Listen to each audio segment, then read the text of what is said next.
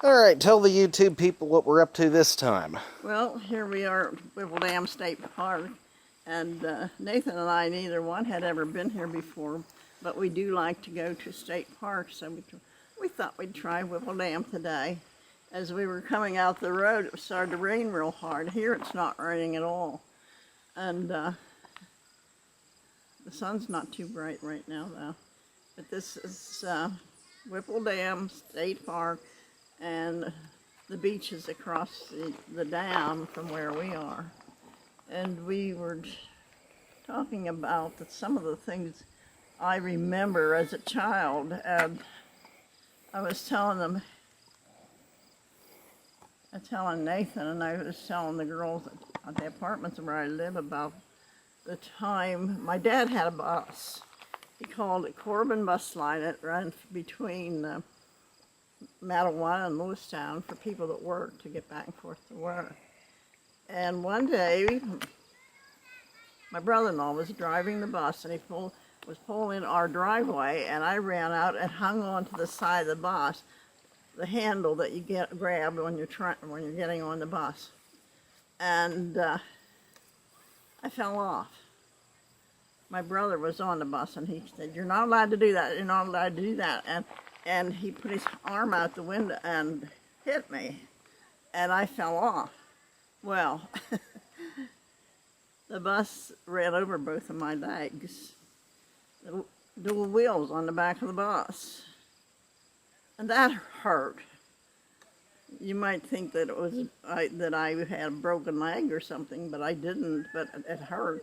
And I know there was a while after that I couldn't walk, and my brother carried me. They never took me to the doctor. You know, my mother didn't raise any sissies. If you're sick, you didn't go to the doctor. If a bus ran over you, you didn't go to the doctor. But it did get okay. I felt like my knee was out of joint. And years later, I told my doctor, I said, now that I'm 90 years old, maybe I better go to the doctor. Anyhow, I did tell my doctor about it one time. I had fallen, and I went to the emergency room, and they x-rayed me. And all they said was, "You have a little arthritis in that knee." So that's the only problem I had from a bus running over me. I had a little arthritis in my knee. And I can still tell a little bit that this one is worse than this one as far as arthritis is, you know. That's one of the things I remember from my childhood. Another one was going barefoot in a field that had just been mowed, and you got a stubble. If you know what a stubble is, it's when they mow and there's little pieces. I think it was a goldenrod stubble. Got in the sole of my foot. And that lasted for, I don't know how long. I hobbled around on it. And my mom put poultices on it. I don't know whether I think maybe it was fat meat or something that she tied around. In those days, they tried anything. So it was some kind of a poultice Mom put on my foot. Well, I can't remember how long that was in there before my dad took me to the doctor. And the doctor put me to sleep. And he used ether. You know, you didn't go to the emergency room or a surgeon or anything. Your family doctor did all the doctoring those days that you needed. He'd sew up a little thing, or he dug this out. Put ether on a cloth and put it over my face. I do remember that. That was horrible. And he dug that thing out of there, and it healed up after that. But my dad said, while I was under the ether, I said, "Ouch, Kate, that hurt." Kate was my sister. So I don't know if I was fighting with my sister or what when I was under the ether. And that was another thing that I remember from my childhood, was having that ether put on my face to get that out of there. And another thing I remember from my childhood, we had the whooping cough. I don't know if we knew we had the whooping cough, but we kept going to school till finally one of the neighbors turned us in. So who would be responsible? Board of Health or something come around and put a sign on our house. We were quarantined, couldn't go to school. And whooping cough shouldn't keep you out of school. I think that's the way my mother felt anyhow. You went to school whether you were sick or not. And actually, I went to school 9 years that I never missed a day. Almost all my school years. Well, I went to school 12 years, but 9 years I never missed a day. And some of the things, one of the things I remember as a child, we had a swimming hole. We had a pool. The pool was our swimming hole down across the neighbor's field, and we would take rocks and build a dam. And many afternoon we spent out of the old swimming hole, and neighbors' kids too would come. And my nephew is only a couple of years younger than I am. I think he's 85 now, I'm 90. But went down to the swimming hole in May, jumped into the water, come out with a bad cut on his leg. Somebody had thrown a broken jar in our swimming hole, and they had to rush him to the, I don't know where they took him to the hospital, the doctor or what, but that had to be sewed out. That was my nephew. And my nephews were practically raised with us. They lived right down the road from us, and they were practically raised with my brothers. My sister only had 4 boys. She didn't know girls, and I had brothers younger than I.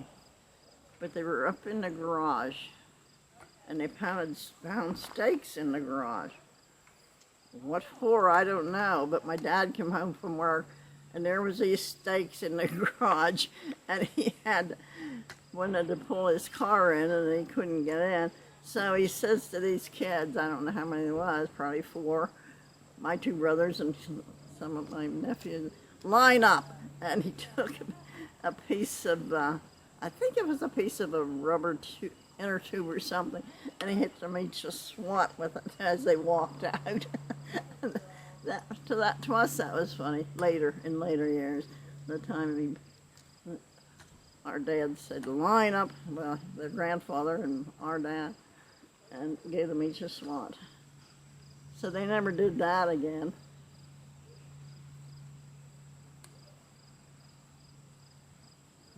I am trying to think of some of the other things I remember as a child.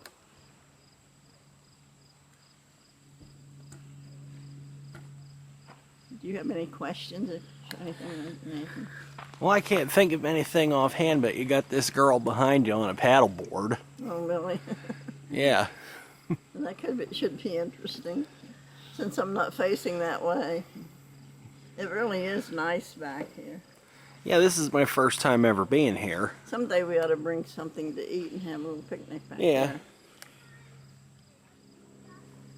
And there's a lovely pavilion over here. You could even have a family reunion here. Yeah, and there's another one over there by the boat launch. Yeah.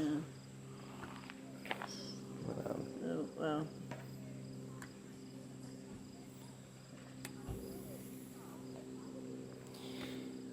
When you're 90 years old, you do have a lot of memories now, but a lot of them leave you too. Just when you want to tell somebody something, especially the names. I can't remember people's names, but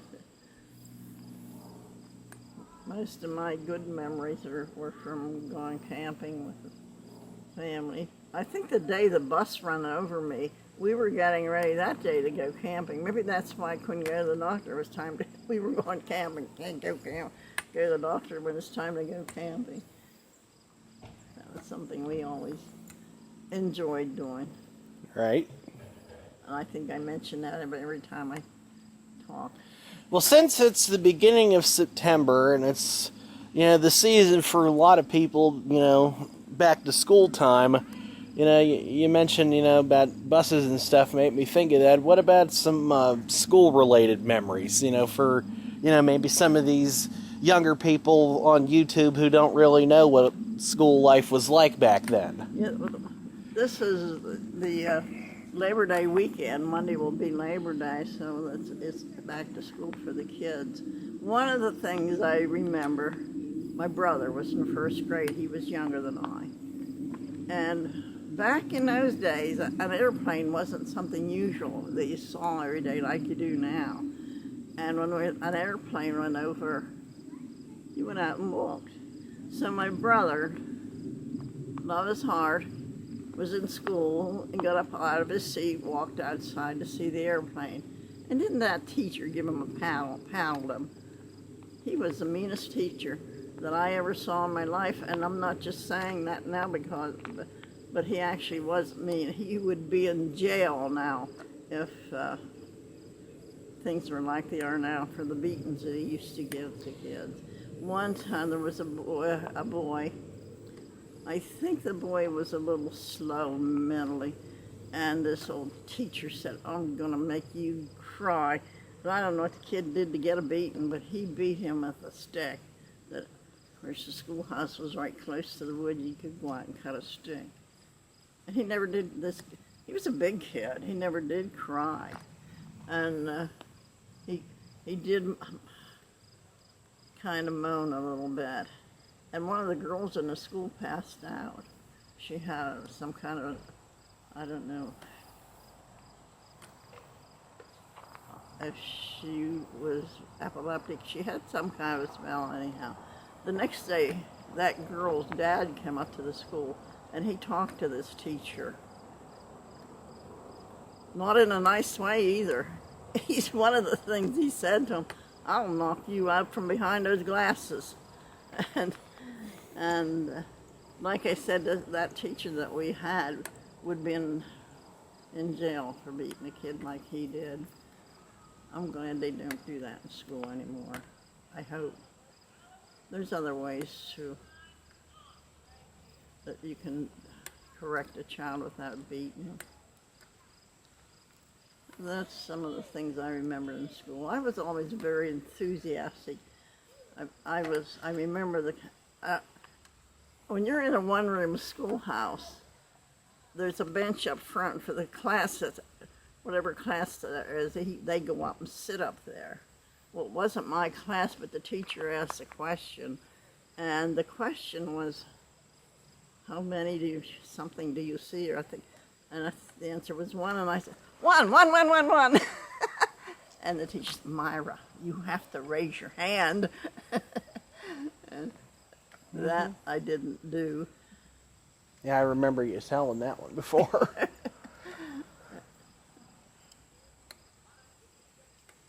And there were some of the boys deserved to be corrected. That's true.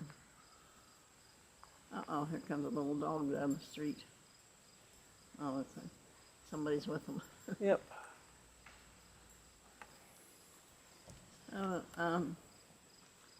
The sun's coming out again, so. Yeah, it's starting to get nice again. Mm-hmm. I have a friend that is an old school buddy of mine that we went to grade school together. And she and her friends used to come out here and bring their children when they were little and come out here at least once a year. And it is a nice place here. Yeah, I wouldn't mind coming up here again. Yeah. Maybe head over there on the beach side next time. Bring something in a cooler to eat and try that too. Like we said, we try to cover all the state parks, and this is a state park. Mm-hmm. It's not far from here, on at the road to you're at State College. No, it didn't take us long to get here. No. It's just a straight shot at the main road, and then you turn off. From I-22 from Huntington. Uh-huh.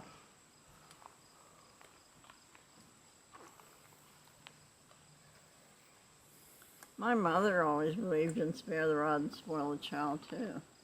I think maybe There was times that she could have been arrested for beating.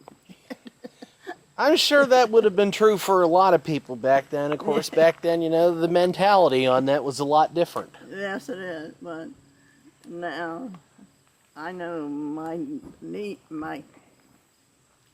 nephew's wife, or my nephew and his wife, they have 2 little boys, but they won't hit them.